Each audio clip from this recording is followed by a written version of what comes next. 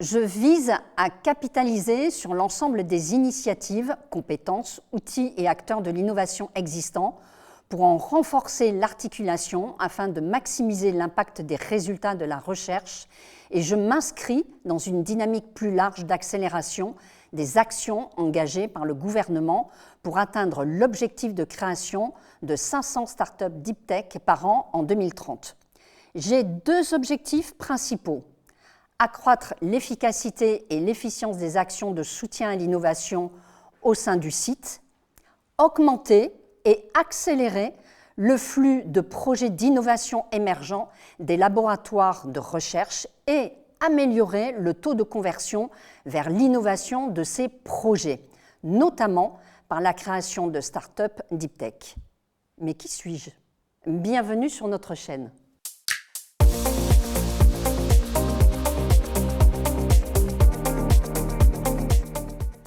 Je suis le pôle universitaire d'innovation.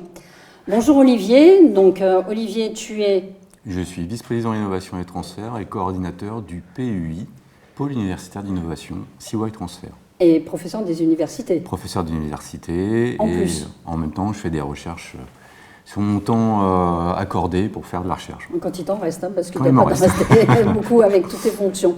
Bonjour Vincent, toi Bonjour. tu es gérant associé de la société Orios Consulting avec Thomas et Loïc, d'ailleurs que je salue au passage. Alors pour commencer, j'ai beaucoup de questions quand même sur le pôle universitaire d'innovation. Déjà, excusez-moi messieurs, mais à quoi ça va servir réellement sur l'écosystème ? Ça va servir à plein de choses. Ce qu'il faut savoir, c'est que le pôle universitaire d'innovation, c'est un programme qui a été lancé sur un programme gouvernemental qui remonte maintenant à peu près à 5 ans. Et c'est le premier programme qui permet de financer des actions de soutien à l'innovation. Il y a eu pas mal de programmes de soutien à la recherche, à l'excellence de la recherche. Il y a eu très peu de programmes pour l'innovation, c'est le premier. Donc, alors excuse-moi, quelle différence tu fais entre recherche et innovation ? la recherche et l'innovation, c'est assez simple. La recherche, en fait, c'est tout ce qui est au sein des laboratoires. L'innovation, c'est tout ce qu'on va sortir d'un laboratoire pour dynamiser un territoire. D'accord. Et en même temps, l'innovation n'est pas que dans un laboratoire. L'innovation est faite aussi par des entreprises. La preuve en est, c'est que sur le territoire de Cergy-Pontoise, il y a beaucoup d'entreprises qui innovent, il y a des startups qui s'installent. Donc elles-mêmes amènent de l'innovation sur le territoire, elles-mêmes ont besoin aussi d'un soutien pour pouvoir dynamiser en fait leur évolution. Quels sont les acteurs ? Du PUI ? Oui. Alors aujourd'hui, on est un des plus gros PUI sur les 29 PUI qui sont labellisés. Ah, il y en a 29 en France ? 29 en France. D'accord. Sur les 29, on est un des plus gros dans le sens où on a 60 partenaires aujourd'hui dans notre PUI. On est 5 membres fondateurs, le CNRS, le CRMA, CY pour le compte de l'Alliance. CMRA, c'est ? CRMA, c'est une agence en fait pour le développement territorial, pour faire simple. Okay. Le CNRS est un ONR, oui. un organisme national de recherche. CY est un académique. Et on a notre SAT, la SAT Erganeo, qui assure en fait le transfert de technologie de l'université, puisqu'on est membre fondateur de la SAT. Et en même temps, on va avoir en 2025 Sorbonne Paris Nord, qui va devenir en fait membre fondateur. Et à côté de ça, oui. on a environ 57 partenaires sur différentes dimensions. Des acteurs territoriaux, des financeurs, des incubateurs, des pôles de compétitivité. Et des entreprises. Et des entreprises, bien sûr. Alors tu dis le plus gros en termes de consortium. D'accord, ok. Les objectifs ? Si vous en avez, excusez-moi messieurs. Les objectifs, c'est de faciliter le transfert des compétences du pôle universitaire vers les entreprises. Je suis, comme tu l'as dit, gérant de la société Orios, je suis aussi vice-président de la CPME avec ses 450 adhérents. L'objectif, c'est de pouvoir leur apporter des bureaux d'externes externalisés. Ils n'ont pas tous les moyens en termes de PME d'avoir un bureau d'études en interne et de pouvoir se lancer sur l'innovation. Donc c'est de pouvoir les rapprocher de ce pôle universitaire pour pouvoir justement accroître leur compétitivité et apporter des innovations au sein de leur entreprise ou de créer par eux-mêmes des startups aussi sur des produits dont ils auraient besoin, où il y aurait un marché. Alors, ce n'est pas réservé qu'aux adhérents de la CPME valoise, rassure-moi quand même. Non, mais Olivier, tout à l'heure, parlait de partenariats avec... aujourd'hui, il y a des partenariats qui ont été mis au niveau du pays avec toutes les agglos du territoire du 95. On a étendu la CPME sur le 93, puisque maintenant, on va avoir l'université de la Sorbonne. Et dans les industriels, il y a des adhérents de la CPME, il y a des adhérents du MEDEF, il y a des adhérents de la FFB, il y a des adhérents de toutes les organisations, entre guillemets, patronales. L'objectif, c'est vraiment de pouvoir monter un consortium et ensuite, et Olivier nous en parlera après, de monter des clubs entreprises sur des thématiques d'avenir. Donc c'est pour assurer plus de promotion, plus de connaissances? Je vais prendre une image pour traduire ce que dit Vincent. Aujourd'hui, on a deux surfaces. On a une surface industrielle, une surface académique. Nous, ce qu'on cherche avec le PUI, c'est de rapprocher ces deux surfaces et de telle manière qu'il y ait beaucoup plus de contact entre ces deux surfaces. Donc, le comment, c'est comment on va décliner opérationnellement les objectifs que tu as rappelés de création de start-up deep tech, d'articulation efficiente et de transfert. Alors, excusez-moi, messieurs, mais il y a déjà des premières réalisations significatives ou vous en êtes encore au premier balbutiement?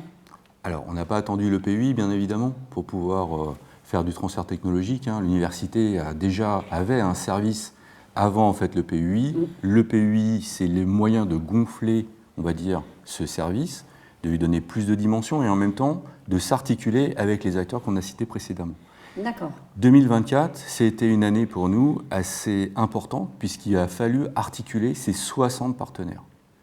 Donc, on a été évalué 2 fois en 2024 par le gouvernement. À la première évaluation, ils ont justement marqué un point spécifique en disant « Est-ce que vous êtes en capacité d'articuler ce consortium ?» Et on a su démontrer, au mois de novembre dernier, lors de la dernière évaluation, qu'on a su les articuler et d'avoir déjà des résultats qui sont entièrement quantifiés par des indicateurs de performance. En termes de contrats de recherche, en termes de déclaration d'invention, en termes de brevets, en termes de création d'entreprise, de formation, mais bon, on reviendra sur ces différents indicateurs. Ok, j'ai envie de vous dire quels sont les financements. Parce que quand tu dis nous sommes le plus gros en France, on a déjà fait ça, on a déjà fait ça, on a déjà fait ça. Derrière les financements, c'est quoi? Alors c'est pas parce qu'on est gros qu'on a beaucoup de financement. Lorsqu'on avait déposé le dossier. Question. Est-ce que c'est tout petit et donc alors, ce qu'il faut savoir peut-être, Véronique, c'est peut-être revenir en arrière sur comment ça s'est monté pour comprendre aussi les financements. Toute la mécanique des financements, oui. Donc, l'appel à projet, puisque c'est un appel à projet gouvernemental, à la base, a été lancé en décembre 2022, pour une première réponse en janvier 2023. Un mois où il a fallu, en fait, en équipe commando, définir une feuille de route qui fasse sens sur un territoire avec différents partenaires. On a réussi à le faire puisqu'on a passé cette première évaluation au mois de février. Deuxième évaluation au mois de juin, sur lequel on avait construit les premières intentions de la feuille de route, avec un budget qui était de l'ordre de 13,5 millions. D'accord. Lorsqu'on a eu le retour de la labellisation, on a été doté de 2,5 millions sur les 13,5 millions du coût complet. Parce qu'on a été qualifié de territoire jeune, on a été qualifié d'université qui était jeune, qui n'avait pas encore suffisamment fait ses preuves en matière d'innovation. Donc on fait partie des 5 PUI qualifiés en amorçage ou dit challenger. Mais nous, en fait, avec nos partenaires, Orio, CPME, MEDEF, qu'est-ce qu'on a voulu faire?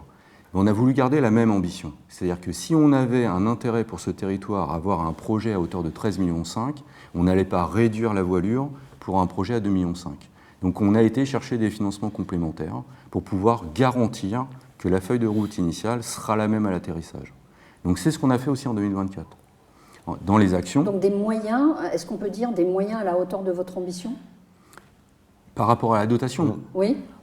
On ne peut pas dire que c'est à la hauteur de notre ambition. En tout cas, c'est une première enveloppe qui permettra de démontrer à l'État qu'ils ont eu raison de nous faire confiance, mais en même temps, on va démontrer à l'État que notre feuille de route, elle est inchangée et qu'on a été en capacité d'aller chercher des financements complémentaires.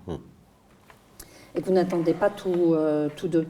Quels sont les enjeux, en plus de ce que j'ai pu dire en introduction?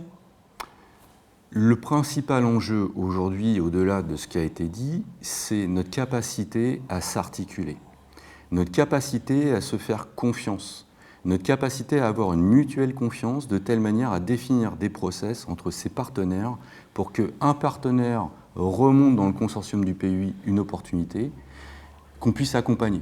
Ça, c'est vraiment un enjeu. On a commencé un peu à le démontrer en 2024. 2025, ça sera la démonstration complète de cette articulation.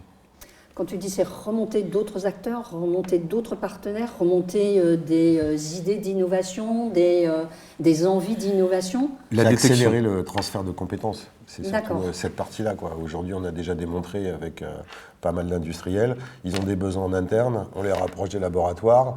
Plutôt que de développer quelque chose, ça existe déjà sur étagère. Oui. Donc derrière, Ouais. on va prendre ce qui est sur étagère. Là, dernièrement, on a fait les assises de l'innovation. On a présenté, le PUI a présenté un outil qui s'appelle Connecti, là, qui va être mis à disposition des entreprises. Cet outil va permettre à un industriel de poser une question. Voilà, j'ai besoin de ça, de telle manière. Et boum, ça va derrière le mettre directement en relation avec un certain nombre de personnes qui ont travaillé sur le sujet qui l'intéresse. Et après, derrière, de se rapprocher de ces laboratoires, ce qu'on fait d'ailleurs demain avec une entreprise du territoire, pour l'aider sur des innovations et pour accélérer cette mise en production de ces innovations. C'est ça qui est très intéressant. Excusez-moi, quand je vous entends, je dis OK, mais derrière me vient une question en disant je suis une entreprise, je t'ai posé la question. Vous m'avez mis en relation avec des personnes qui ont déjà travaillé sur le sujet, qui ont peut-être déjà élaboré des réponses et relativement matures. Mais alors demain, la paternité de l'innovation, elle va revenir à qui? Tout dépend du programme en fait. C'est-à-dire qu'il n'y a pas une seule réponse à ta question, il y a plusieurs solutions qu'on peut apporter à l'entreprise. Ça dépend si... Mais c'est l'entreprise qui restera le père de cette innovation. C'est pour ça en fait, je dis, il y a plusieurs solutions. C'est-à-dire qu'en fonction du besoin de l'entreprise, si c'est juste en fait un transfert de compétences, il n'y a pas de pays, il n'y a pas en fait de plus-value de notre côté, donc on va pas, ça sera entièrement transféré. Si maintenant en fait l'innovation nécessite de développer un programme de recherche, bien évidemment, ça sera partagé. Ok. Avec des contrats à la clé pour respecter la confidentialité. Ah oui, bien sûr. De toute façon, comme je le disais, c'est important de le dire parce qu'on avait déjà abordé ce sujet avec les laboratoires d'analyse. C'est quand même important de dire aux entreprises que il y a alors la confiance en parole, mais la confiance écrite aussi. La confiance se traduit aujourd'hui par des outils qui permettent en fait de complètement encadrer depuis la détection avec différentes modalités jusqu'à la réalisation et au transfert. Avec l'API, comme on a dit tout à l'heure, qui est la propriété intellectuelle, partagée en fonction de ce qui va être apporté par les deux parties. Alors, vous avez parlé des clubs tout à l'heure. J'ai une question peut-être un peu stupide. Pourquoi créer des clubs ? Ça vous suffit pas ce que vous avez là déjà ? Non, le but des clubs, c'est d'arriver à rapprocher des entreprises qui sont sur un même domaine d'activité. Je vais prendre l'exemple du premier qu'on va créer, qui est le club de l'eau. Des entreprises qui sont... Le club de l'eau. Oui, EAU. Oui, d'accord. Oui. Okay. Parce qu'aujourd'hui, on a besoin d'eau pour boire, et c'est une denrée rare aujourd'hui. Bientôt, ça va être de plus en plus rare. Pour certains. Il y a beaucoup d'industriels qui travaillent aujourd'hui sur les sujets, des gros, des petits. Nous, on a quelques adhérents qui sont intéressés, mais qui n'ont pas forcément les moyens d'accélérer leur développement. Donc, c'est de rapprocher ces personnes-là, d'arriver à les faire travailler ensemble dans des clubs où on va retrouver des entreprises, des acteurs étatiques et donc des financeurs, des acteurs étatiques et des labos de recherche. Alors, quand tu dis l'eau, excuse-moi, mais j'aimerais quand même une précision. Le but, c'est pas de créer un substitut d'eau. Non. C'est de garantir la qualité de l'eau, le fait que ça soit potable, le fait qu'on transforme l'eau de mer en eau potable, c'est quoi? C'est tous les domaines autour de l'eau pour arriver à économiser cette denrée rare. D'accord. En fait, l'eau est très intéressant par rapport au milieu académique parce qu'en fait, c'est extrêmement transverse à tous nos laboratoires à l'échelle du PUI. Parce que ça touche à la fois des questions en fait, sociétales, de société, qui relèvent en fait des sciences humaines et sociales, mais aussi des sciences techniques et expérimentales. On peut aller sur de la captation, on peut aller sur de la chimie, de la biochimie, sur de l'instrumentation, sur de l'IA, sur de l'optimisation de procédés industriels. Donc il y a matière à faire à l'échelle d'un PUI qui regroupe aujourd'hui, on ne l'a pas dit, 58 laboratoires de recherche. Combien tu dis ? 58 laboratoires de recherche. Ah oui, quand même. Plus de 20 plateformes technologiques. Environ à peu près 6 000 enseignants-chercheurs, tout cumulé. D'accord. Ce que tu as oublié de dire aussi, c'est que le PUI de CY est le seul PUI sur le domaine SHS, donc tout ce qui est sciences humaines et sociales.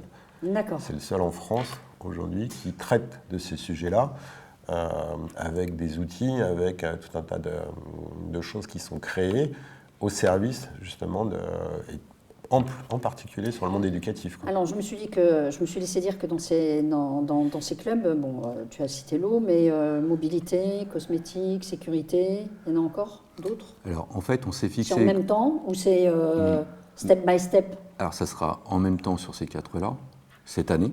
En même temps? Oui. D'accord. En 2024, on a défini avec nos partenaires quelles étaient les filières stratégiques sur la région Île-de-France, puisqu'en fait, le PUI est majoritairement sur le territoire de l'Université de Cergy-Pontoise et en même temps de l'USPN. Mais on a des acteurs membres fondateurs, CRMA qui ont une couverture nationale, CNRS nationale et internationale. Oui. On s'était dit, on va regarder quelles sont les filières stratégiques dont le schéma régional directeur de l'innovation, défini par la région Île-de-France, et on a pris les 4 filières qui nous semblaient les plus intéressants par rapport au territoire, par rapport au tissu industriel et par rapport à notre capacité de les accompagner. Et donc, on a misé sur ces 4 filières. D'accord. Donc on les décline. C'est ce qui a émergé quand vous avez fait... Exactement. On les décline là opérationnellement par des clubs. D'accord. Le premier, ça sera l'eau au mois de juin et tous les autres vont suivre derrière. Et en même temps, on en a discuté mardi dans notre COMEX, qui est notre organe qui permet de gouverner le PUI, de commencer à réfléchir quelles seraient les filières qu'on va accompagner pour 2026. Donc on est sur de la prospection de filières pour 2026 et on est sur de la déclinaison opérationnelle des 4 premières filières. Alors, vous m'avez précisé qu'il y aurait des financements associés au club, ça m'intéresse. C'est quoi ces financements? Alors, on a des financements. Quel est l'intérêt de venir à un club aussi derrière?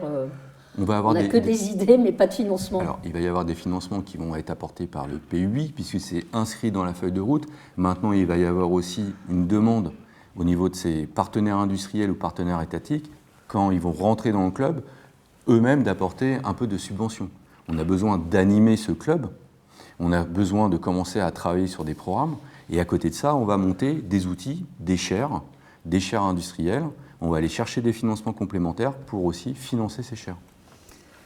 D'accord. Comment seront composés ces clubs, finalement? Alors, c'est un modèle qui est très simple. On va s'inspirer en fait de modèles existants qui sont soit du point de vue industriel, soit du point de vue académique, qui s'appellent des groupes d'intérêt. Donc, du point de vue académique, on a des groupes d'intérêt scientifiques. Du point de vue économique, on a des groupes d'intérêt économiques. On fait un mix des deux. Donc, on a une gouvernance... Ça peut se marier? Ça peut s'entendre? Ça se marie super bien. On a en fait une gouvernance qui est très légère. Donc, un organe de pilotage. Alors, très légère. Quand un académique me dit ça, on s'attend plutôt, excuse-moi, à des usines à gaz. Alors, pas du tout. Donc, quand tu dis très légère, pour toi, ça signifie quoi? C'est juste un accord. Un accord, en fait, un accord de partenariat qui se décline avec des objectifs, une comitologie, des missions, un programme et un objectif à 4 ans, puisqu'ils ont une pérennité de 4 ans. Où vont-ils se dérouler? Toujours chez vous? Toujours au sein de l'université? Pour l'instant, ça n'a pas été réfléchi. D'accord. Donc, ça peut être itinérant. Ils peuvent être itinérants, ils peuvent être au parc. D'accord. Pour certains, oui. Voilà. Okay. Ils peuvent être sur le territoire plutôt de l'USPN, si ça fait plus de sens. On ne s'interdit rien à ce stade. D'accord. Néanmoins, ça serait intéressant pour les industriels aussi de découvrir, de faire découvrir tout cet écosystème et tout ce monde académique. Et ça donc, fait partie, ça sera aussi de temps en temps mais au niveau ça des fait universités. partie de l'animation, si tu veux, c'est que les entreprises puissent venir dans les laboratoires, puissent voir la science de près et en même temps réfléchir à des problématiques. On l'a fait avec déjà des entreprises. On a déjà organisé avec des visites de laboratoire qui ont permis à des entreprises de se dire « Ah bah tiens, ça existe, je vais peut-être continuer. » D'ailleurs avec des sociétaires du parc qui sont venus visiter des laboratoires sur tout ce qui est intelligence artificielle typiquement ou sur tout ce qui est robotisation. Oui. Et que ça permet derrière de leur dire « Ah bah ça existe, maintenant je vais y aller. » Après, ce qu'on a voulu aussi faire avec le PUI, c'est d'accélérer tout ce système-là, parce que l'industriel, pour lui, si ça ne se passe pas en 15 jours, c'est bon, il laisse tomber. Quoi. On l'avait vu il y a quelques années avec Olivier qui était venu sur notre plateau. Déjà, pas du tout la même notion du temps. Ouais. C'est vrai que pour un industriel, lui, quand il dit demain, c'est vraiment... enfin, c'était même avant-hier, quand il dit demain. Pour vous, demain... c'est 1, 2, 3 mois. C'est pas vrai. Alors, est-ce que ça a bougé, ça? Ça a complètement bougé, ça. C'est l'image qu'il y a pour l'avoir fait et pour avoir rencontré Olivier justement à cette fameuse réunion dont tu parles, qui était la semaine de l'industrie ici. Oui. On s'est rencontrés tous les deux. Et à l'époque, j'étais dans une entreprise de sécurité. On a avancé sur des projets innovants, mais très rapidement tous les deux. Parce que, après, c'est une question d'homme. C'est une question de relation et c'est une question de volonté des deux côtés, quoi. Si effectivement vous relancez la personne une seule fois et puis derrière elle ne vous répond pas, bon, vous laissez tomber. Ou alors vous essayez vraiment d'accélérer les choses et de faire avancer votre projet parce qu'on tient à ce projet-là et on sait qu'en face il y a les compétences. Donc ça peut avancer très vite si on a le souhait soi-même. Et si on a le bon interlocuteur en face, quoi. Ouais. Et ça, après, c'est le job. Alors, je rebondis, Véronique, parce que en fait, ça fait partie des... Non, mais c'est intéressant ta question, parce que ça fait partie des indicateurs de performance du PUI, justement. Ah, d'accord. Exactement. Donc, on a un indicateur de performance sur notre capacité, en fait, de passer de l'intention à la réalisation, avec un contrat. Et en fait, on a 3 mois. Ah, oui, d'accord. D'accord. Oui. Donc, ça a beaucoup bougé, quand même. Ça a beaucoup bougé. Oui. On passe d'1 an, avant le PUI, à 3 mois à la fin de l'atterrissage. Aujourd'hui, en moyenne, on est à 5 mois. Je comprends mieux ma question, parce que j'avais quand même le souvenir que c'était un processus assez long. Aujourd'hui, on est à 5 mois, mais comme l'a dit si bien Vincent, ça dépend des gens en face. Oui. Il y en a qui vont demander plus que 5 mois, il y en a d'autres, ça va être moins de 5 mois. D'accord. Aujourd'hui, on sait faire un projet en moins de 5 mois, du moment que les gens sont d'accord sur tous les volets. Ils sont bien en phase. Autre chiffre, quand même. 450 projets qu'on a déjà faits en 2024. De contrats avec des industriels. Donc on sait faire à l'échelle du PUI. Alors moi j'avais une autre question, parce qu'on parle d'image, on a parlé du temps, la notion de temps. Souviens-toi, quand tu étais venu sur notre plateau, il y avait aussi une notion d'image. Oui. Où les chefs d'entreprise avaient souvent, quand on leur parlait du monde académique, c'était la personne alors en blouse blanche avec des petites lunettes rondes et les cheveux frisés. Et toi tu m'avais rétorqué, oui mais... le monde académique aussi a une image de chef d'entreprise un peu dans un corset, costume, cravate, des gens un peu rigides, pas très souples. Est-ce que ces images réciproques, vous êtes arrivé un peu à casser ces clichés justement pour les rapprocher ? Montrer que d'un côté on n'a pas la blouse blanche et de l'autre côté on n'a pas forcément le costard cravate. Moi je peux parler du côté académique, je laisserai Vincent parler du côté industriel, mais en tout cas nous on casse les codes. Et comment on casse les codes ? Justement en montrant qu'avec des exemples concrets de réalisation à des industriels, dans des événements spéciaux ou dans des salons, que ça marche. D'accord. Qu'on sait répondre à la demande. Et que quand la demande il n'y a pas les cheveux frisés avec les petites lunettes rondes et que de l'autre côté, il n'y a pas forcément on casse ces codes-là. D'accord. Et en même temps, on a besoin de tous les partenaires sur le territoire. Le parc, d'acteurs pour le développement économique, c'est aussi une responsabilité de ces partenaires-là d'organiser des événements entre académiques et industriels pour casser ces codes. Oui, non, je suis... Côté industrie, côté monde économique. Il n'a pas les cheveux frisés, il n'a pas les cheveux oui, mais parce qu'il sort de temps en temps, il sort, donc même beaucoup, je devrais dire. Donc il a appris peut-être à s'habiller différemment. Mais est-ce que justement, les chefs d'entreprise ont un peu cette image de Géo trouve tout je ne suis bien et bon que dans mon au-dessus d'une paillasse plutôt blanche et avec ma blouse blanche, avec mes petites lunettes rondes. Est-ce qu'on arrive à développer une autre image du chercheur, du monde académique et de l'universitaire ? Oui, on y arrive en leur apportant des réalisations concrètes. Parce qu'on leur fait visiter les labos par preuve de résultats. Oui, mais c'est ce qu'on fait avec Olivier. Oui. On les emmène, on leur montre ce qui a été réalisé. Donc des projets, des produits même, quoi, qui sont sur le terrain aujourd'hui. Et on en a quelques-uns qu'on a déjà montrés. Maintenant, il faut contractualiser, il faut aller un peu plus loin. Mais aujourd'hui, c'est vraiment Mais ce qui nous intéresse aussi, on parlait tout à l'heure de ces fameux 4 clubs et des prochains, c'est de voir aussi avec une entité comme le Parc, qui a quand même 600 sociétaires, de voir quelles sont les thématiques aujourd'hui qui intéressent les sociétaires et en quoi on peut nous les aider avec les laboratoires, quoi. Tu parlais tout à l'heure des financements et souvent c'était on va faire appel à la recherche, on va prendre un thésard qui va faire 1 an d'état de l'art et après qui va nous sortir un produit. Là moi je suis sur un projet avec un de mes clients, on a rencontré un laboratoire sur un sujet, on va commencer, avant de passer sur une thèse, on va commencer par un stage de 3 mois où on va avoir une première réalisation du produit dont a besoin mon client, et derrière, peut-être une thèse pour aller beaucoup plus loin sur des idées que ce chercheur a apportées à mon client auxquelles il n'avait pas du tout pensé. D'accord. Et ça, c'est quelque chose d'intéressant. Donc tu es en train de dire que ça ouvre un peu les œillères, où ça donne plus de perspectives et un avenir à une entreprise ? Oui, tout à fait. Lui, il avait besoin de ça, parce que ça pouvait l'aider, ça pouvait développer son entreprise, faciliter la vie de ses salariés. On dit oui, pas de problème, je sais faire, on va le faire ensemble, mais là, c'est pas très très long, ça va mettre 3 mois. Par contre, est-ce qu'on peut pas réfléchir à ça, à ça, à ça, à ça? Chef d'entreprise, je fais ah ouais, c'est pas mal ça. Ouais. Là, j'ai vraiment après, je rentre dans de l'innovation pure, dans de la recherche, et peut-être que c'est quelque chose qui va apporter quelque chose de plus à mon entreprise. Donc ok, on y va quoi. Donc, on commence par le premier, on va sur le deuxième. Olivier, tu voulais rajouter? Oui, je reviens sur un mot que j'avais dit en introduction, c'est la confiance. Oui. Si on arrive à avoir un territoire de confiance, on va avoir de plus en plus de belles réalisations. Un industriel, il a besoin de se rendre compte par la pratique notre capacité à faire. Donc il a besoin d'être dans un climat de confiance. Lorsqu'on fait venir des industriels dans un laboratoire, bien évidemment, il y a le discours du chercheur. Mais ce que va retenir en fait l'industriel, c'est quoi? Ce sera la preuve pratique de ce qu'il aura vu, oui. Et de ce qu'il en aura compris. Combien ça va rapporter à l'entreprise? Oui, peut-être dans un deuxième temps, mais ça va lui coûter aussi. Et combien ça va lui coûter? Et ça, en fait, c'est la responsabilité de tout le monde. Je reviens dessus, c'est pas que de la responsabilité des académiques, mais de tous les acteurs du territoire. Vous piquez un peu tous les deux. Nous aussi. Moi, je suis d'accord avec bien évidemment, avec cette question de confiance, parce qu'un chef d'entreprise qui n'a pas confiance, il ne va pas. Mais comment vous allez, pour faire confiance, il faut déjà se rencontrer. Donc se rencontrer, c'est casser des clichés, c'est créer suffisamment, excuse-moi, d'attractivité, d'intérêt pour les faire se rencontrer. Donc comment vous allez créer cet intérêt pour que justement ces mondes-là se rencontrent? Alors déjà, rien Il y en a beaucoup qui ont essayé jusqu'à présent et qui ne sont pas arrivés. Mais tu parles de 2023, Olivier était tout seul. Aujourd'hui, l'équipe de CY Transfer, c'est une dizaine de personnes. Une dizaine de personnes. Donc ça fait du monde pour aller sur le terrain.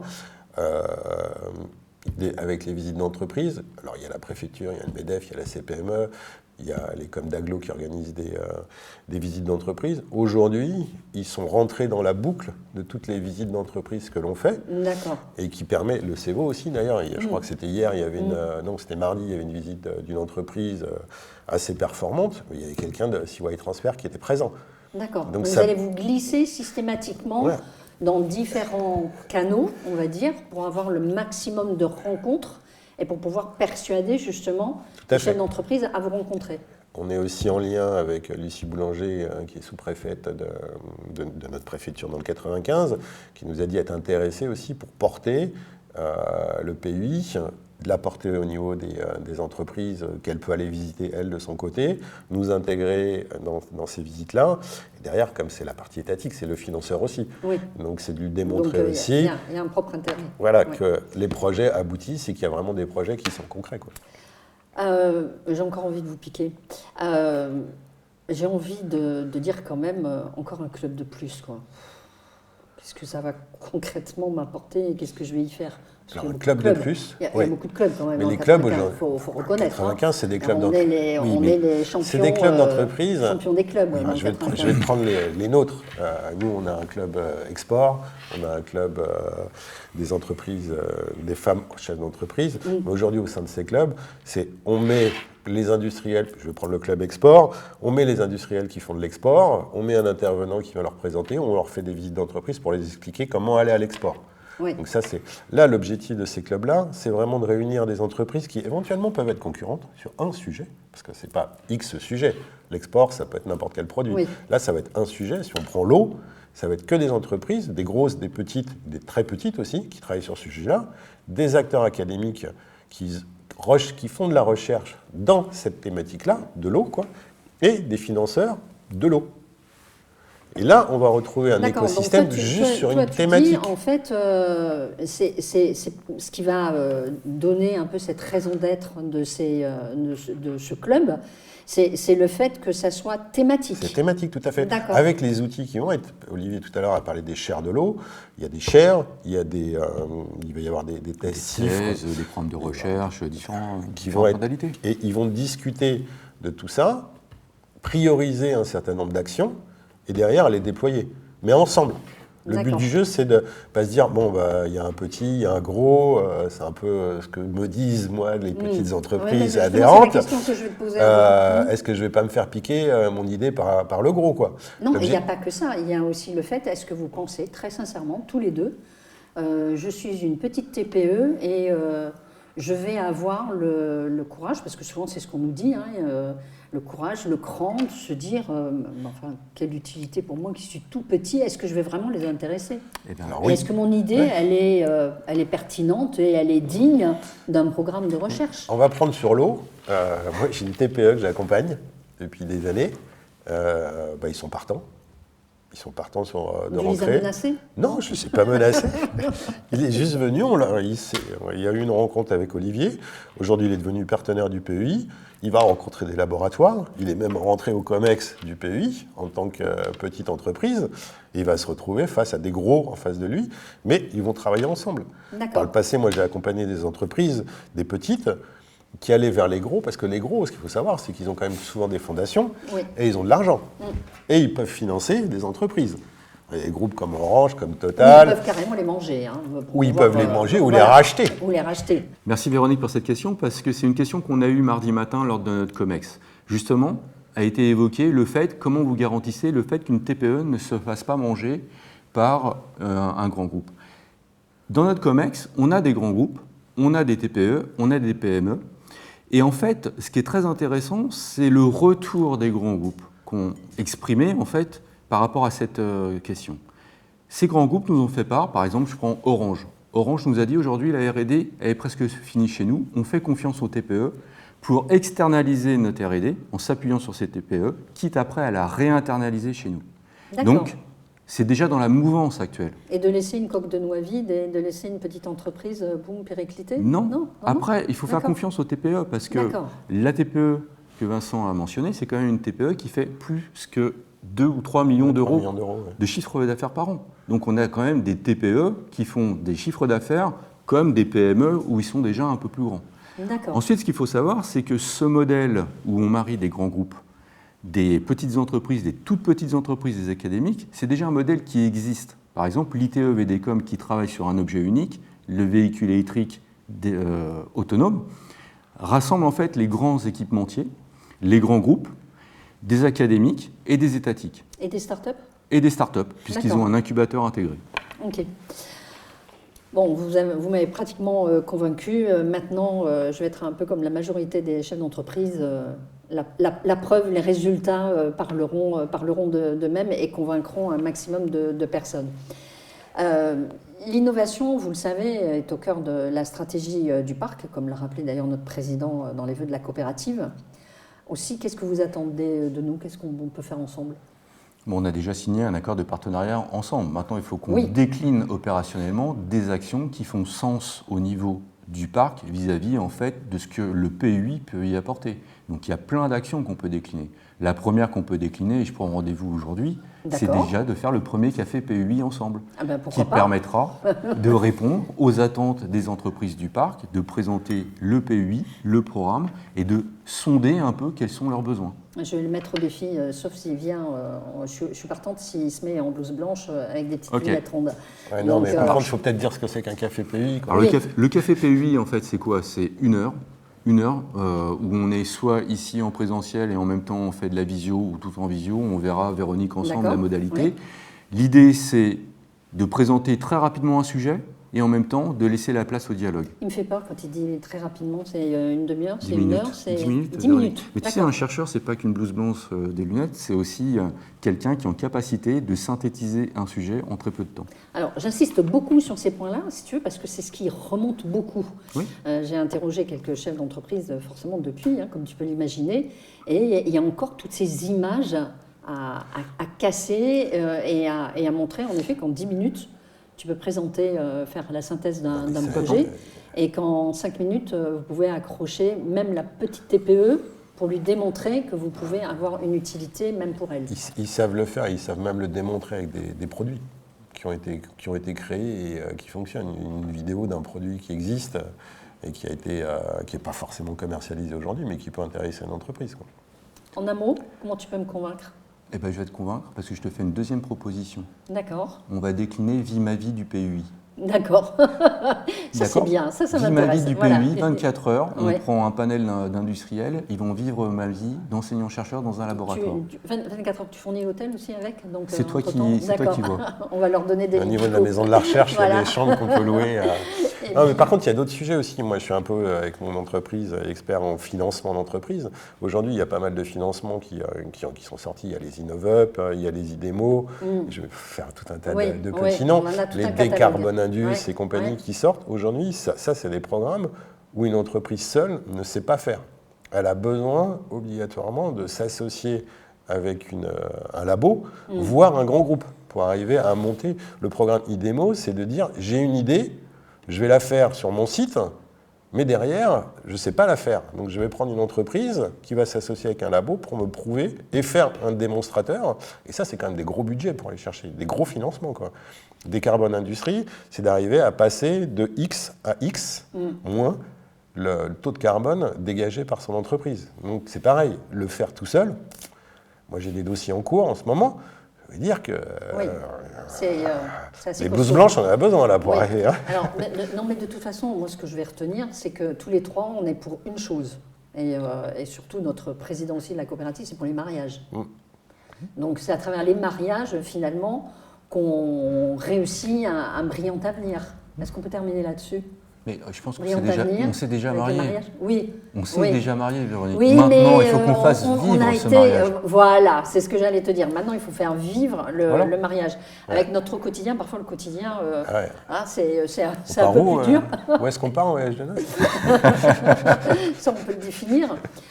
Non, mais à l'époque, quand on s'était rencontrés, c'était beaucoup pour rapprocher le monde de l'industrie avec les laboratoires d'analyse. Oui. Et c'était le fait de dire, toi, entreprise, le matin, tu peux déposer une demande d'analyse sur X produits et le soir même, pour certains, en avoir des résultats et pas au même prix et avec un contrat de confiance. Donc, oui, vivre au quotidien notre mariage, tant mieux. En tout cas, merci beaucoup pour cet échange, messieurs, sans langue de bois, plutôt percutant. Véronique. Puis belle année à toi. Oui, et puis très belle année à vous. Donc, on va vous souhaiter déjà notre maxime pour l'année 2025, soyons brillants et basés sur l'innovation. Exactement. Ça vous va ? Oui, c'est parfait. Merci beaucoup. Merci beaucoup, messieurs. Quant à vous, je vous dis à bientôt pour un autre rendez-vous sur notre chaîne. Merci de votre fidélité. Merci d'avoir regardé cette vidéo jusqu'à la fin. Vous y retrouverez toutes les coordonnées nécessaires. Facile de vous contacter, facile d'avoir une réponse, rapide. D'accord, ces messieurs ont bien... vous avez bien confirmé que rapidement, je peux avoir une réponse, et dans les meilleurs délais. Ok. Merci à toute la régie, merci à notre photographe et à Annie, notre régisseuse. À bientôt. D'ici là, surtout, prenez soin de vous et venez rejoindre le club. On peut le dire, it's the best place to be. Yes? Of course. Of course.